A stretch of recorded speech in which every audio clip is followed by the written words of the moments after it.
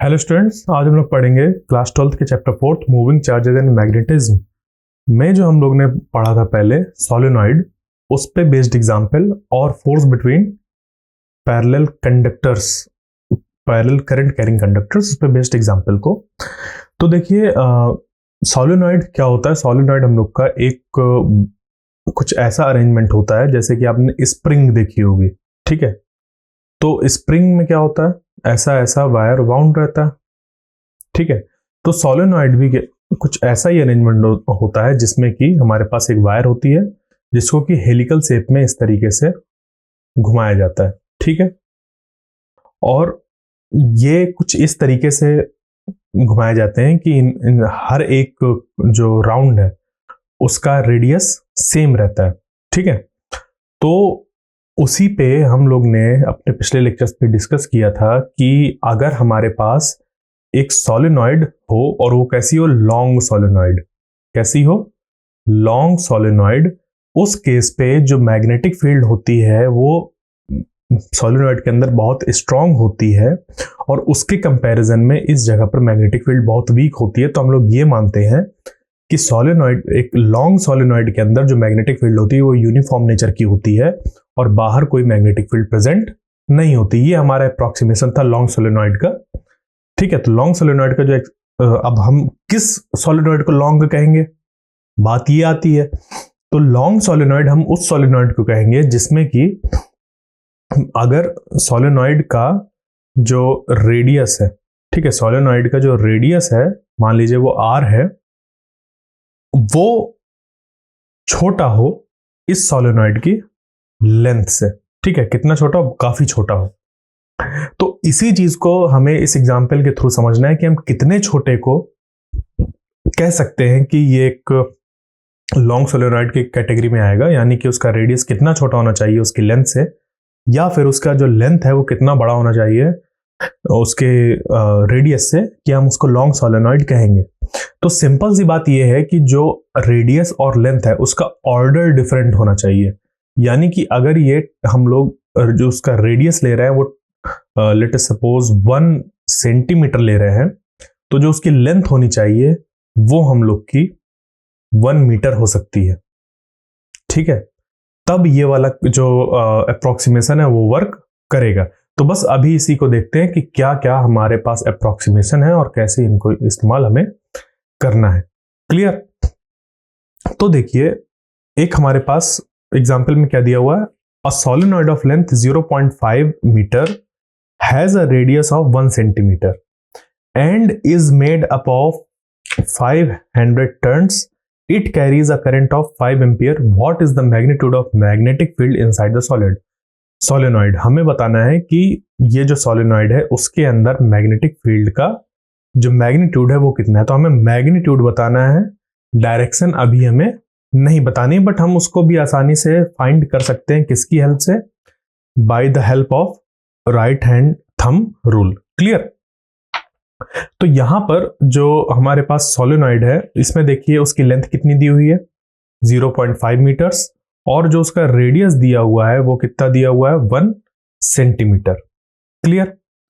फिर हम लोग को यहां पर क्या करना है, बताना है कि जो मैग्नेटिक फील्ड है सोलेनॉइड के अंदर कितना होगा अगर उस पर जो टोटल टर्न्स हैं वो कितने हैं, 500। यानी कि जो 500 दिया हुआ है ये दिया हुआ है कैपिटल N, 500 टर्न्स इस पे हैं, ठीक है। दूसरा, इस पे जो करंट फ्लो कर रहा है वो कितना है, 5 एम्पियर का करंट फ्लो कर रहा है, ठीक है। फिर अब इस पे हम लोग देखते हैं कि इसको क्या हम लोग आगे इस पे करेंगे, ठीक है। तो देखिए ये सारी चीजें थी, ठीक है। ये जैसे कि इसकी length, radius, number of turns, total number of turns, इसमें फ्लो होने वाला करंट, फिर हमें उसका मैग्नेटिक फील्ड का मैग्नीट्यूड बताना है, ठीक है। इतनी चीज उस पर हम लोग ने क्वेश्चन में ढूंढी, तो उसी को हम लोग ने लिखा कि जो हमारा N है वो कितना है, 500, ठीक है। जो लेंथ है वो है 0.5 मीटर्स, और जो रेडियस है, क्योंकि रेडियस हमारा 1 सेंटीमीटर दिया हुआ है और इस 1 सेंटीमीटर को हम लोग लिख सकते हैं 0.01 मीटर्स। कैसे इसको डायरेक्ट देखिए, ये अगर आपको कन्वर्ट करने में अभी देखिए कंफ्यूजन तो नहीं होनी चाहिए क्योंकि आप तो क्लास 12th में, बट फिर भी अगर आपको होती है तो ये जो c है इसको आप ध्यान रखिए कि एक मल्टीप्लायर है जिसकी वैल्यू होती है 10⁻²। तो हम लोग सिंपली इसको ऐसे लिख सकते हैं 1 इंटू 10⁻²। c की जगह पर 10⁻² और m की जगह पर m ही रहेगा, और इस 10⁻² को लिखा जा सकता है 1/100, और 1/100 को हम लोग लिख सकते हैं 0.01। ठीक है, तो इस तरीके से ये निकल कर आ जाता है। ठीक है, तो ये लेंथ हो गई है 0.5 मीटर्स, रेडियस हो गया इतना। और अब क्योंकि जो हमारा फॉर्मूला होता है एक लॉन्ग सोलेनॉइड की मैग्नेटिक फील्ड फाइंड करने के लिए, ठीक है, लॉन्ग सोलेनॉइड की मैग्नेटिक फील्ड फाइंड करने का जो फॉर्मूला होता है वो होता है हम लोग का B = μ0Ni। ठीक है, तो हमें चाहिए होता है number of turns per unit length. ठीक है, ये होता है क्या, number of turns per unit length.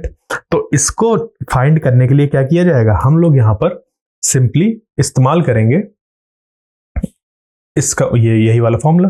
तो यहां पर n की वैल्यू रख देंगे तो ये हो जाएगा 500 डिवाइडेड बाई जो लेंथ है, लेंथ कितनी है 0.5 मीटर्स, यहां पर रख दिया तो ये निकल कर आ गया। इसको जब हम लोग कट करेंगे तो ये आ जाएगा 1000 टर्न्स। ठीक है, 1000 टर्न्स पर मीटर, 1000 टर्न्स यहां पर हमारे हो रहे हैं 1 मीटर पे। ठीक है, अब क्योंकि यहां पर देखिए ये जो 0.5 मीटर्स में ही 500 टर्न्स थे, यानी कि आधे मीटर में ही 5 टर्न्स थे, तो 1 मीटर में कितना होगा, दुगना। सिंपल हम लोग ऐसा भी देख सकते हैं। ठीक है, तो इसी वजह से हम लोग नंबर ऑफ टर्न्स को फाइंड करते हैं। तो ये नंबर ऑफ टर्न्स हम लोग का ही निकल कर आ गया। अब इसको हम लोग यहां पर पुट करके अपना जो आंसर है उसको फाइंड कर लेंगे। तो जो यहां पर देखिए एक चीज और, जो L/A था उसको अगर हम लोग निकालें, ठीक है, वो जो अप्रोक्सीमेशन की मैंने बात करी थी कि यहां पर अप्रोक्सीमेशन लग पाएगा या नहीं, तो L कितना था हमारा, वो था 0.5 मीटर्स, और L कितना था, वो था 0.01 मीटर्स। तो इसको जब हम लोग कैलकुलेट करेंगे तो ये निकल कर आएगा 50, यानी कि जो L है वो 50 टाइम्स बड़ा है किससे, A से। ठीक है, जो L है वो 50 टाइम्स बड़ा है A से, यानी कि जो L है वो बड़ा है A से, और A क्या है, उसकी जो सोलेनॉइड है उसकी रेडियस है, यानी कि हमारा ये वाला अप्रोक्सीमेशन वर्क करेगा। और जब हमारे पास ये चीज निकल कर आ जाएगी, ये निकल कर आ जाएगी, तभी हम लोग लॉन्ग सोलेनॉइड वाला फॉर्मूला इस्तेमाल कर पाएंगे। ठीक है, तो अब क्योंकि आपके सिलेबस में है ही लॉन्ग सोलेनॉइड, तो आपको ज्यादा सोचना नहीं होता और डायरेक्ट ये फॉर्मूला लगा देते हैं। बट कभी भी आगे चलकर अगर आपके पास ये अप्रोक्सीमेशन आपको मिल रहा है, आप L/A निकालिए और उसका जो वैल्यू निकल कर आ रही है >1 निकल कर आ रही है अगर, तभी आप लॉन्ग सोलेनॉइड वाला फॉर्मूला लगा पाएंगे, वरना लॉन्ग सोलेनॉइड वाला फॉर्मूला नहीं लगाया जा सकता। ठीक है, उसके लिए फिर हमारा एक अलग फॉर्मूला बनता है। अब यहां पर क्या है कि ये B = μ0Ni, इसको हम लोग डायरेक्ट अप्लाई करेंगे। ठीक है, क्योंकि हम लोग ने ये देख लिया कि यहाँ पर ये अप्रोक्सीमेशन वर्क करेगा।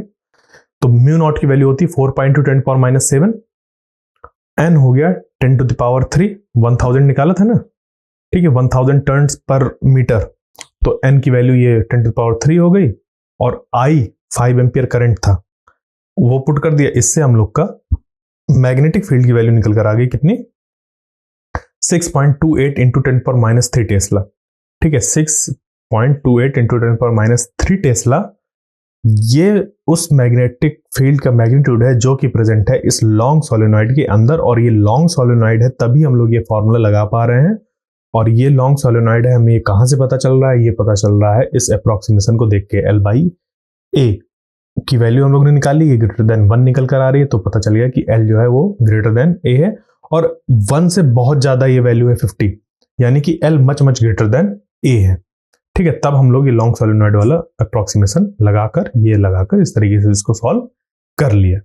ठीक है, अब चलते हैं दूसरे एग्जाम्पल पर, जहां पर कि ये एग्जाम्पल है हम लोग का फोर्स बिटवीन 2 पैरेलल करंट्स पे बेस्ड।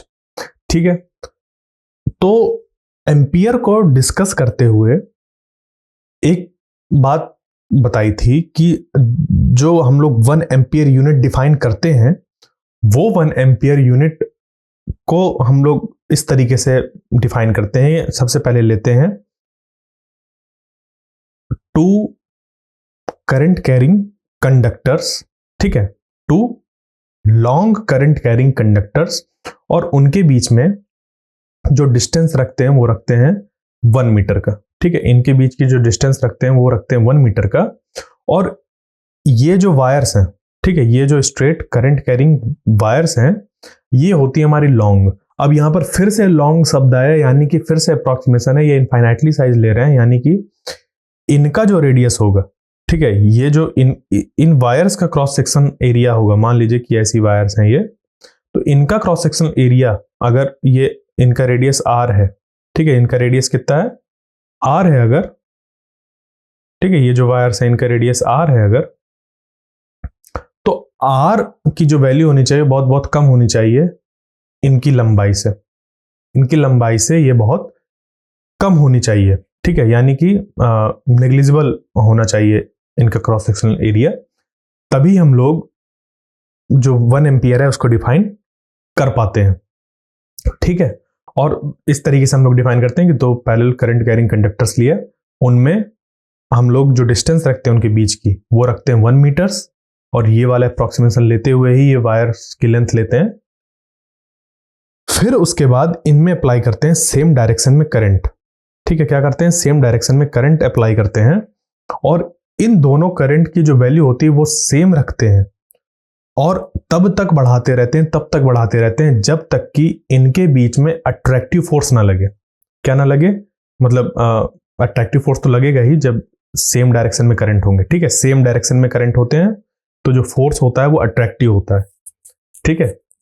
तो तब तक करंट की वैल्यू बढ़ाते रहते हैं जब तक कि इस पे लगने वाला force per unit length 2 × 10⁻⁷ Newton पर मीटर के बराबर ना हो जाए। और जैसे ही वैल्यू यहां पर रीच करती है, यानी कि इन दोनों के बीच में लगने वाला फोर्स, हम लोग यहां पर एक डिवाइस लगाते हैं जो कि मेजर करता है इनमें अट्रैक्टिव फोर्स को, और जैसे ही 2 × 10⁻⁷ न्यूटन पर मीटर फोर्स पहुंचता है इन वायर्स के बीच में, इन लॉन्ग वायर्स के बीच में, ठीक है, तो तब हम लोग कह देते हैं कि इन दोनों वायर्स में उस जगह पर जो करंट फ्लो कर रहा है वो है 1 एम्पियर। यानी कि हम लोग ने 2 लॉन्ग वायर्स ली, उनके बीच की डिस्टेंस 1 मीटर रखी, और उनमें करंट हम लोग अप्लाई करने लगे।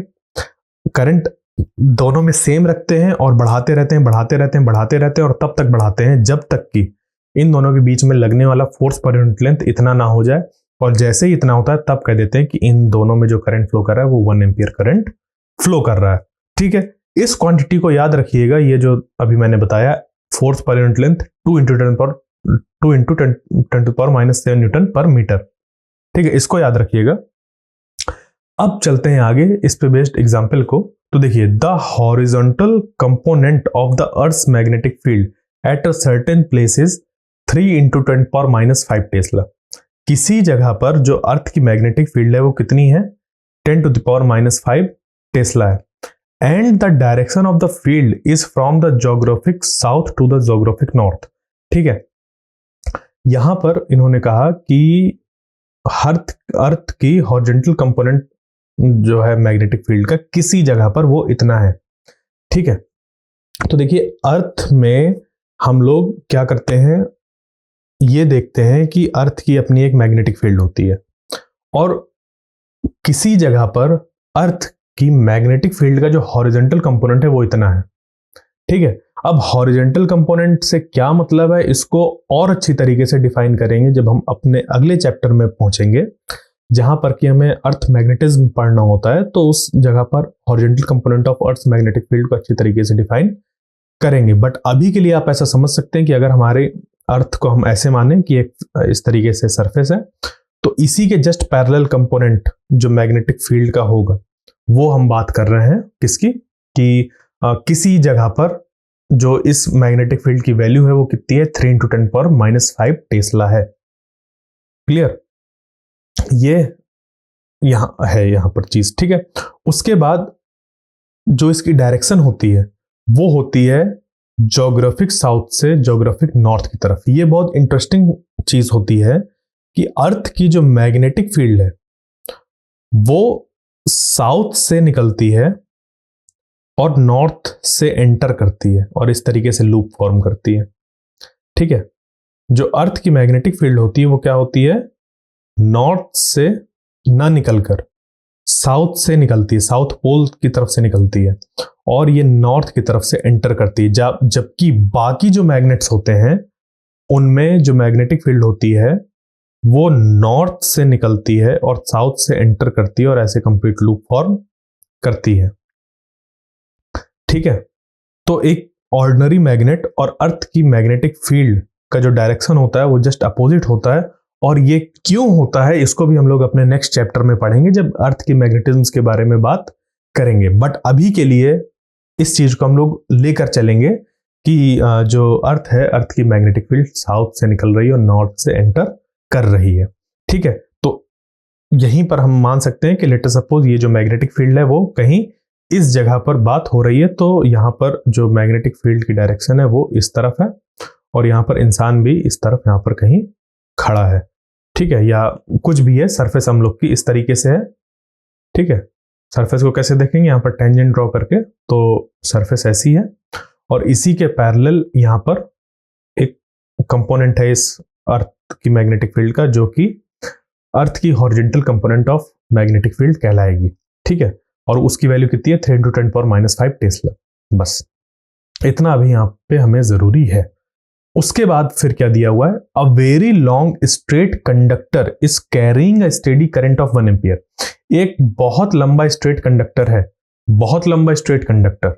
ठीक है, अभी देखिए जो भी हम लोग स्टडी कर रहे हैं वो इनफाइनाइट साइज में ही हम लोग स्टडी कर रहे हैं, क्योंकि जब फाइनाइट साइज हो जाता है तो जो फॉर्मूला होता है वो थोड़ा सा कॉम्प्लिकेटेड हो जाता है। कॉम्प्लिकेटेड यानी कि थोड़ा सा कॉम्प्लेक्स हो जाता है, थोड़ा सा उस पर ज्यादा टर्म्स आ जाते हैं। बट अभी क्योंकि हमें चीजों को समझना है तो वेरी लॉन्ग स्ट्रेट कंडक्टर जैसे यहाँ पर अप्रोक्सीमेशन लिया, उसी तरीके से अप्रोक्सीमेशन लेके फॉर्मूले सिंपल बन जाते हैं और उनको समझना आसान हो जाता है। तो जैसे फर्स्ट चैप्टर में हम लोग ने एक लीनियर कंटिन्यूस चार्ज डिस्ट्रीब्यूशन के अराउंड मैग्नेटिक फील्ड को फाइंड किया था। उस केस में भी जो साइज था उस लीनियर चार्ज डेंसिटी का वो इनफाइनाइट साइज का था। इसी तरीके से जब हम लोग ने एक कंडक्टर के अराउंड, एक करंट कैरिंग कंडक्टर के अराउंड मैग्नेटिक फील्ड को फाइंड किया, तब भी वहां पर जो कंडक्टर लिया था वो लॉन्ग कंडक्टर लिया था, यानी कि उस पे हम लोग ने वही अप्रोक्सीमेशन लगाया था कि इनफाइनाइट साइज का। ठीक है, तो वही चीज यहां पर है कि a very long straight conductor is carrying a steady current 1 ampere. ठीक है, 1 एम्पियर का करंट है, तो हमें बताना है what is the force per unit length on it when it is placed on the horizontal table and the direction of the current is east to west and south to north। ठीक है, तब हमें बताना है कि उसमें force कितना लगेगा अगर उस जो हमारी वायर है, जिसमें कि एक वेरी लॉन्ग स्ट्रेट वायर है जिसमें कि 1 एम्पियर करंट फ्लो कर रहा है, अगर उसको ईस्ट टू वेस्ट डायरेक्शन में रखा जाए, और दूसरा केस है जब उसको साउथ टू नॉर्थ पे रखा जाए। तो इसके लिए एक छोटा सा सिंपल मैं एक डायग्राम ड्रॉ करता हूं। लेट अस सपोज हमारे पास एक टेबल है। ठीक है, इस टेबल के ऊपर क्या रखा हुआ है, हमारे पास रखी है एक वायर। ठीक है, अब क्योंकि जो यहां पर अर्थ की मैग्नेटिक फील्ड दी हुई है वो दी हुई है इतनी, और किधर से किधर, साउथ टू नॉर्थ की तरफ। तो देखिए पेपर में जब भी हम लोग नॉर्थ साउथ ड्रॉ करते हैं तो ऐसे ड्रॉ करते हैं, ईस्ट वेस्ट नॉर्थ साउथ। ठीक है, याद आया, ज्योग्राफी में पढ़ा होगा इसको। तो ईस्ट वेस्ट नॉर्थ साउथ इस तरह करते हैं। तो नॉर्थ की डायरेक्शन में क्या हम लोग ने देखा कि हमारी मैग्नेटिक फील्ड है। ठीक है, साउथ टू नॉर्थ, तो हम लोग ने मैग्नेटिक फील्ड बना दिया, कुछ ऐसी बना दी। ठीक है, सबसे पहले मैग्नेटिक फील्ड को ड्रॉ कर दीजिए। मैग्नेटिक फील्ड हम बना देंगे कि मैग्नेटिक फील्ड जो है वो ऐसी है। ठीक है, यूनिफॉर्म मैग्नेटिक फील्ड। ठीक है, उसके बाद हमारे पास क्या है कि एक कंडक्टर रखा हुआ है, हमें उस पर फोर्स पर यूनिट लेंथ बताना है और उसकी जो डायरेक्शन है वो है ईस्ट टू वेस्ट। ठीक है, तो कंडक्टर को हम पुट कर दें ईस्ट टू वेस्ट डायरेक्शन में। तो देखिए ईस्ट टू वेस्ट यानी कि कंडक्टर को हम लोग ने पुट कर दिया ईस्ट टू वेस्ट डायरेक्शन में। जब ईस्ट टू वेस्ट डायरेक्शन में कंडक्टर को पुट किया तो कितना फोर्स लगेगा, तो सबसे पहले हम लोग ये चेक करेंगे राइट हैंड वेक्टर प्रोडक्ट का इस्तेमाल करके कि क्या इस पे फोर्स लगेगा भी या नहीं लगेगा। तो इसके लिए देखिए F is equal to I l cross b, इसका इस्तेमाल करेंगे। F is equal to I l cross b. तो देखिए L की जो डायरेक्शन है वो है इधर से इधर, ईस्ट टू वेस्ट है, और जो मैग्नेटिक फील्ड है उसकी डायरेक्शन है साउथ टू नॉर्थ। तो ये डायरेक्शन हो गई मैग्नेटिक फील्ड की और ये डायरेक्शन हो गई L की। फिर हमें क्या बताना है, L क्रॉस B चेक करना है। तो L क्रॉस B जब चेक करेंगे तो इसमें जो हमारा फोर्स निकल कर आएगा, ठीक है, L क्रॉस B करिए, तो अपने राइट हैंड की फिंगर्स को L की डायरेक्शन में रखेंगे और फिर कर्ल कर देंगे किस डायरेक्शन में, B की डायरेक्शन में ऐसे घुमा देंगे, तो जो थंब होगा वो डाउनवर्ड डायरेक्शन में फेस करेगा। ठीक है, यहां पर जो फोर्स निकल कर आएगा वो डाउनवर्ड डायरेक्शन पे ऐसे निकल कर आएगा। ठीक है, समझ रहे हैं, इधर डाउनवर्ड डायरेक्शन पे। तो ये जो फोर्स हुआ वो हमारा डाउनवर्ड डायरेक्शन, या कहें कि into the plane of paper, जो फोर्स की डायरेक्शन होगी वो into the plane of paper होगी, अंदर जा रहा होगा फोर्स। ठीक है, फोर्स जो है वो अंदर जा रहा होगा into the plane of paper. इस पे जो लगने वाला फोर्स है इस कंडक्टर पर, ठीक है, यानी कि इस पे फोर्स लगेगा, ये हमने देख लिया। ठीक है, इसी में जो दूसरा केस है वो ये है कि अगर इस कंडक्टर को प्लेस कर दिया जाए साउथ टू नॉर्थ, क्या प्लेस कर दिया साउथ टू नॉर्थ, यानी कि इसी डायरेक्शन पे हम लोग प्लेस कर दें किसको, कंडक्टर को प्लेस कर दें। ठीक है, तो डायरेक्शन ये हो गई। तो देखो इस केस में जो मैग्नेटिक फील्ड है, मैग्नेटिक फील्ड की डायरेक्शन इधर ही है, और जो कंडक्टर है उसकी भी डायरेक्शन इसी तरफ हो गई। इन दोनों के बीच का एंगल कितना हो गया, यहां पर 0 डिग्री, और यहां पर कितना एंगल था L और B के बीच में, L और B के बीच में था एंगल 90 डिग्री। ठीक है, तो इसी को अगर हम लोग यहां पर देखें तो इसी को लिखा जा सकता है, इसी फॉर्मूले को, I L B sine theta, magnitude के फॉर्म पे। तो I L B sine theta में जब थीटा इक्वल टू 0 पुट करेंगे तो ये निकल कर आया जाएगा 0, यानी कि जब साउथ टू नॉर्थ डायरेक्शन में प्लेस्ड होगा कंडक्टर और अर्थ की मैग्नेटिक फील्ड का कंपोनेंट भी इसी डायरेक्शन में होगा, तो उसमें कोई फोर्स एक्ट नहीं करेगा। जबकि जब हमारा जो कंडक्टर है वो ईस्ट टू वेस्ट डायरेक्शन में रखा हो और magnetic field south to north हो, in case of earth's magnetic field, तो जो हमारा ये कंडक्टर होगा, इस कंडक्टर में फोर्स लगेगा कितना, आई एल बी और साइन 90, क्योंकि L और B के बीच का एंगल 90, तो आई एल बी इतना फोर्स लगेगा। अब जो करंट की वैल्यू हो वो पुट कर देंगे, जो मैग्नेटिक फील्ड की वैल्यू होगी वो पुट कर देंगे, और जो L की वैल्यू होगी वो पुट कर देंगे, और हमारा काम बन जाएगा। ठीक है, यानी कि हम लोग ने देख लिया कि हाँ इस पे फोर्स एक्ट होगा और इस पे फोर्स एक्ट नहीं होगा। अब आइए चलते हैं इसको डिटेल में, हमें क्या बताना है उसके, इस पे फोर्स पर यूनिट लेंथ को फाइंड करना था ना, तो अब उसको हम लोग फाइंड करते हैं, फोर्स पर यूनिट लेंथ। तो इस केस में और इस केस में देखिए, सेकंड वाले केस में तो ऑब्वियस सी बात है, जो हमारा फोर्स पर यूनिट लेंथ भी निकल कर आएगा वो 0 ही निकल कर आएगा।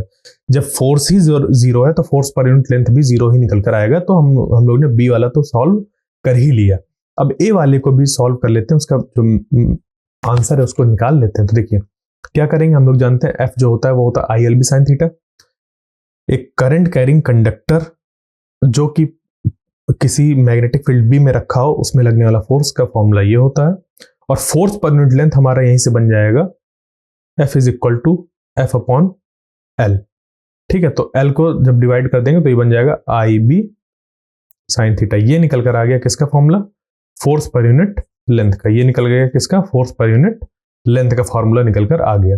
अब पहले जो केस था वो ईस्ट टू वेस्ट रखा था, उस केस में जो थीटा था वो 90 डिग्री बनाकर दिखाया था, L इस तरफ, मैग्नेटिक फील्ड इस तरफ, इन दोनों के बीच का एंगल 90 डिग्री। ठीक है, तो F इज इक्वल टू हो जाएगा आई बी साइन 90, और साइन 90 की वैल्यू होती है 1, यानी कि आई बी। तो F इज इक्वल टू आई की वैल्यू है 1 एम्पियर जो कि गिवन है, और जो मैग्नेटिक फील्ड है वो है 3 × 10⁻⁵ टेस्ला।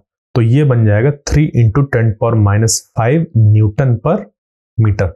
अब देखिए ये जो फोर्स निकल कर आया, फोर्स पर यूनिट लेंथ निकल कर आया, वो कितना निकल कर आया? 3 × 10⁻⁵ न्यूटन पर मीटर।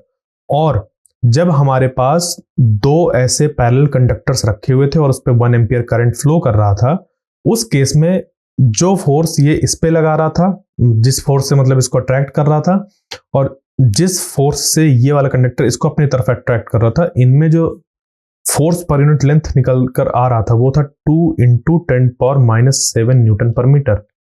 तो देखिए ये जो फोर्स है, ठीक है, इनमें आपस में लगने वाला फोर्स, दो पैरेलल करंट कैरिंग कंडक्टर के बीच में लगने वाला फोर्स का मैग्नीट्यूड कम है as compare to this force per unit length जो कि लग रहा है अर्थ की मैग्नेटिक फील्ड की वजह से। तो हमें अर्थ की मैग्नेटिक फील्ड की वजह से जो फोर्स लग रहा है 1 एम्पियर को फाइंड करते वक्त उसको भी कंसीडर करना होता है, ठीक है, हम इसको इग्नोर नहीं कर सकते।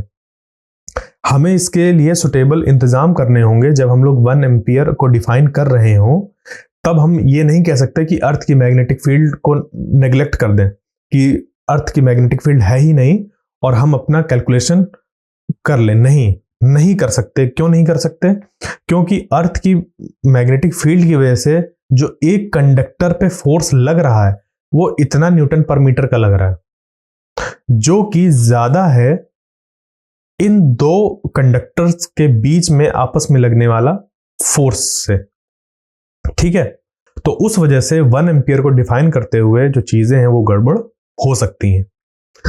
इसीलिए हमें इस बात का ख्याल रखना होता है कि अर्थ की जो मैग्नेटिक फील्ड वहां पर मौजूद है, अरेंजमेंट हम कुछ ऐसा करें कि इसके इफेक्ट को निगलेक्ट किया जा सके। मतलब हमें वहां पर उसके लिए कुछ ना कुछ अरेंजमेंट करना होगा। जैसे कि अभी हम लोग ने देखा कि ये जो हमारा